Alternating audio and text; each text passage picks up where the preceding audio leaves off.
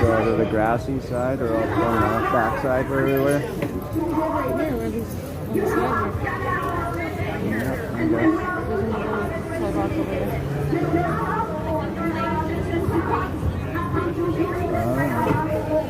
When the country is experiencing massive crisis, the emergency measures act.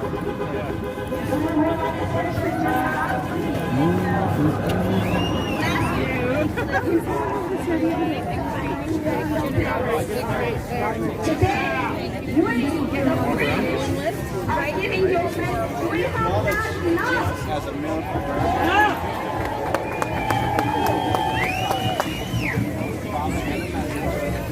We have played your game for almost 2 years now. Now, it's our turn. This puppet show ends now. We are not standing down anymore. We won't give up, baby. We won't give up. Did you eat this morning? Can we try it again? We won't give up. We won't give up. We won't stand down and accept this fate. You can't silence us. You can't cancel us. You can't stop us because we are unstoppable. Message to Canada. Canada, we love you. They brought us to our knees, but we're getting back up right now and saying no more. No more.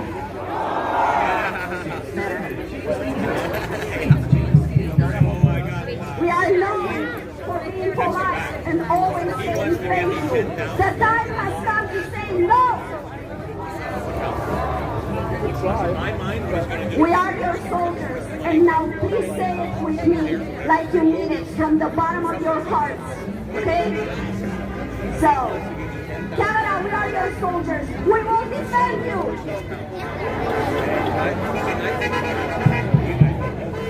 We will protect you. We will liberate you. We will die for you. Today we finally say to you, Canada, we stand on guard for you with true patriot love, and we mean it.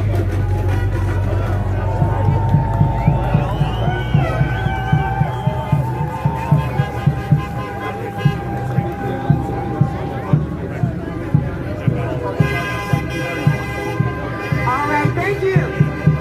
Thanks, Beatrice. Thanks for that heartwarming message of inspiration, and great to see all the midgets up here on stage with us. I even made a sign, but She's been actually injured. Some of the regulars are here before. Taking orders, come up here to speak. She's I never seen someone. and she's going to share this walk and experience. So please join me while we get it. A nice warm welcome.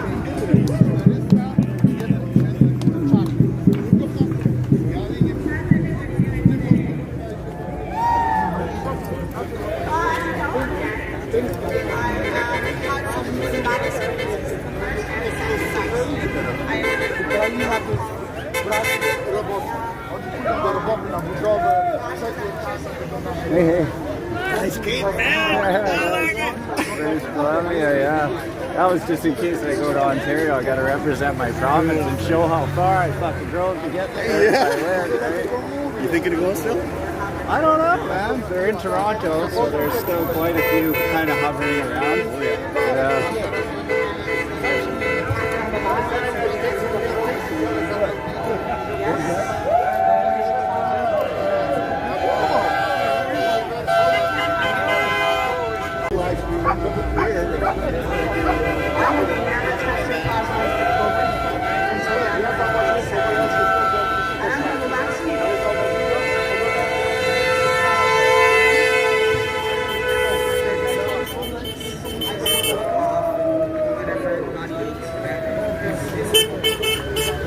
But I do work with seniors. I have for many years. what I've seen from the beginning of the pandemic to even now is absolutely heartbreaking. These are people that don't know what's going on. They're shielded from everything. Sorry. These sweet people go through on a daily basis. It's horrific. They're shielded from their families. Whether they have symptoms or not, they're having swabs shoved up their noses. And then 50-some people are wanting to show up and be excluded to their room. They're not allowed to see anybody.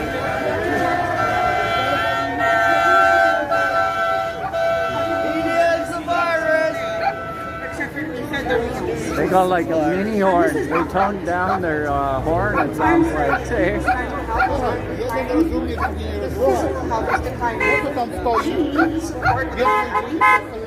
And to discriminate whether this family member or this senior member is vaccinated or not should be a nothing. It should be no issue at all.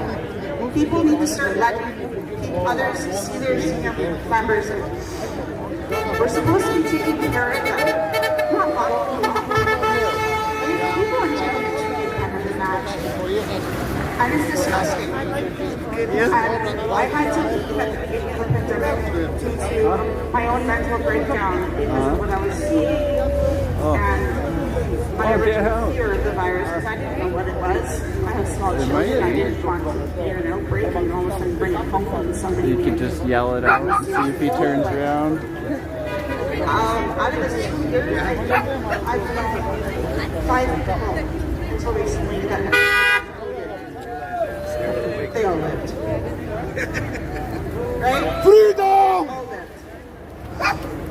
I got COVID after being double vaccinated, and they told me that if I didn't get vaccinated, I'll be dying from it because I'm compromised. We're doing it for your child too, man. But I ended up with so many that person used a plunger. I did it for my parents.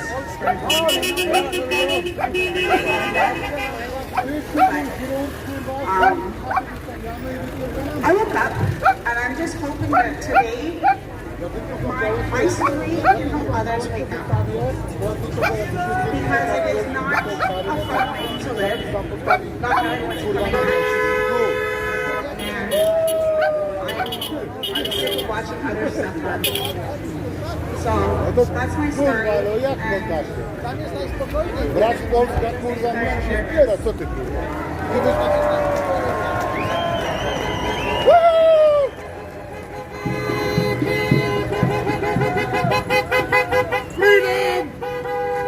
You know, it makes you, just like Jennifer got a few tears there talking about what's happening to our elders. That has got to be, I mean, the child abuse that's happening in the schools. We had a lady come up here and talk to us a few months ago. She was a counselor in the school, so when the kids are, need someone to talk to, they go talk to her. And they're coming in and talking to her during this COVID business, and their hands are absolutely raw from the hand sanitizer, this chemical hand sanitizer they've got to use like 20 times a day. That's child abuse. Just that alone. Not to mention the mask, not to mention the isolation, not to mention the suicide rates. And what you're talking about with our elders, with the seniors, it's just as horrific, but in a different way. It's just as horrific. Like she said, those are the people we're supposed to be taking care of. And each one of us is going to be there one of these days. So let's change it so that we all take care of each other. I'm going to sing a song to introduce our next speaker. It's a song that I wrote for him in honor of the work that he's done and continues to do as a great example of what one man can do. But this is about Canada. This is about us. We are Canada rising.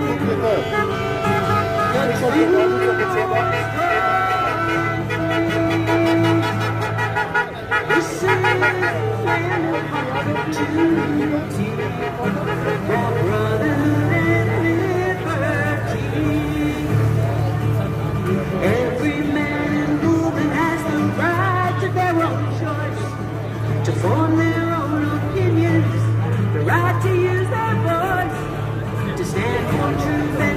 is to express their own minds. Free will is essential for us to be kind. We are Canada rising, the true North strong and free. This is the land of opportunity, for brotherhood and liberty. Woo! To know what's best for you and me. What's a legal fiction? Are you truly free? Does it obfuscate, obliterate? No. Take your rights at birth. Does Nobody's the law laughing protect anyways. what your soul But is somebody might worth? We eventually. are and the true North strong and free. This is a land of opportunity for brotherhood and liberty. The strength of human spirit comes from love and not from force. Morality's our compass, a gift from source. Censorship removes us from responsibility. Here we stand on your liberty. We are Canada rising, the true North. It's like the outfit that guy has on. Like the boots and everything, right?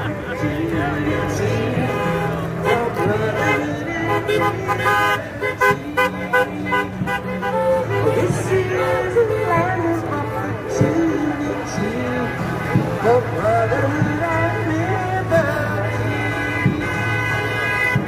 All right. People picked up words from the song. You got it on your sign? Yeah, that's great. Like True North Strong and Free. All right. Okay, where is Mr. Ted Kuntz? Does anyone know who Ted is? Do we have any Ted fans? Oh, there's one or two people here. It's my honor to introduce Ted Kuntz.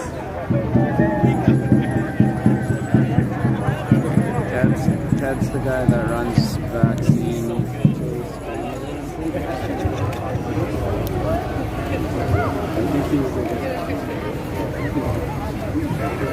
I have to talk to David. I don't want to be following Rachel's rear anymore. She's a tough guy to follow. They don't work anyway, he says. I think Justin Trudeau wants to be here this week. It's a reserve job. That was revealed last week. And I've heard from many who have bought into the narrative that COVID is dangerous, that we ought to vaccinate in order to take care of each other. All of those are beautiful messages that our heart-loving family and friends have bought into. But last week they saw some tyranny that shocked them. That with a couple of entries into a keyboard, people's ability to access their finances, to pay for food for their families, to pay for their rent and mortgages, to pay for gas was turned off. And so what Justin did is he revealed the kind of future that they have for us. And if we do nothing, that's where we'll end up. Their whole mission is not to control the virus. Their whole mission is to control us.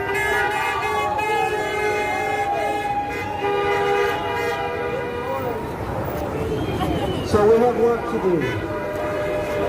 This battle is not over in days or weeks or months. I suggest the battle is never over, nor should it be over. And I've talked about this before. In some ways, we have not stood up and defended this country. We thought it was already won. We thought it was already strong and free. And much to our dismay, what we've discovered is like termites, they have undermined the integrity of the foundation of this country. And it's in a very fragile state. But as we expose the tyranny, go up as on we the expose side. the darkness, as we pull back that curtain of the Wizard of Oz, it started, their power is diminishing. I think what we're witnessing is a controlled demolition in slow motion. And as Beatrice said, when they increase their violence, that means they're losing. And this it's been said that tyrants use fraud and force to get their way. And when the fraud no longer works, then they have to use force. And that's what we saw in Ottawa. I spoke with Vincent Gerson this morning for about an hour to give me an update on Ottawa. And he said, first of all, I want to tell you how incredible those truckers were those 3 weeks in Ottawa.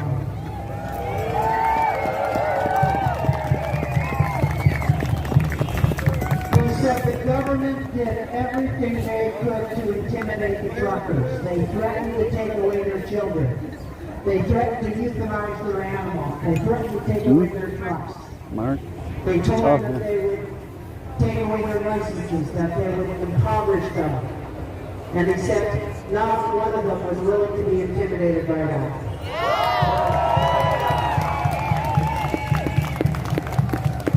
He said the other thing that was part of the government strategy is they wanted to provoke an aggressive response, and they didn't get it. And he said the police actually, or what we call the police, because I think many that were there are not really police, there were folks that were brought in for the purpose of trying to break the spirits of people in Ottawa.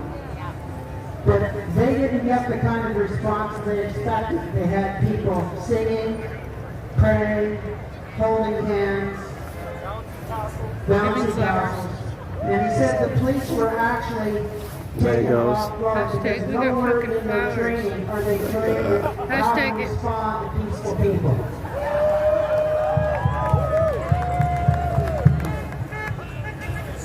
He also wanted to let me know the status in Ottawa today. I wish I could, like, that's why I want a second iPad so that I can share easily with other Convoy YouTubers.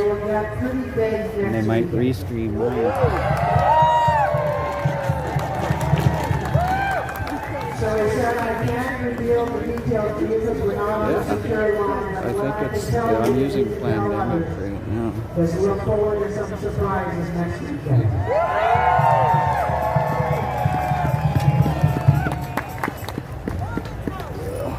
So those truckers have done an amazing thing for us. They've awakened us, they've emboldened us, they've helped us to realize that we're not alone, that we're not fringe. And then I said this before, is that the truckers have succeeded because they have a trucker's code of conduct. They don't pass a broken down truck on the road and say, well, my truck works and so I'm going to keep going. They stop and they help their fellow trucker. And if any other profession stood together like the truckers did, we wouldn't be where we are today.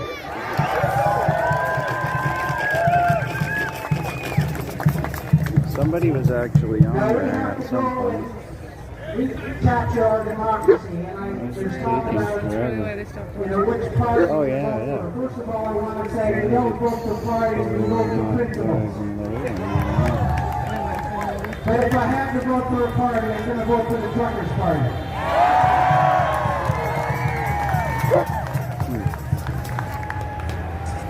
I also want to comment on that judge's decision that happened in the Ontario Superior Court that David referenced. That judgment is well worth all of you reading. It's a beautiful statement of what's happening today, and a judge finally having the wisdom to see through it. Oh, it says that I have somebody watching, which is you. But my job as the family court judge is to bring people that are enemies and bring them back together again. And he said it's really hard to do that when the government of friends are turning them into enemies. well, I always started this way. That's what you're supposed to do.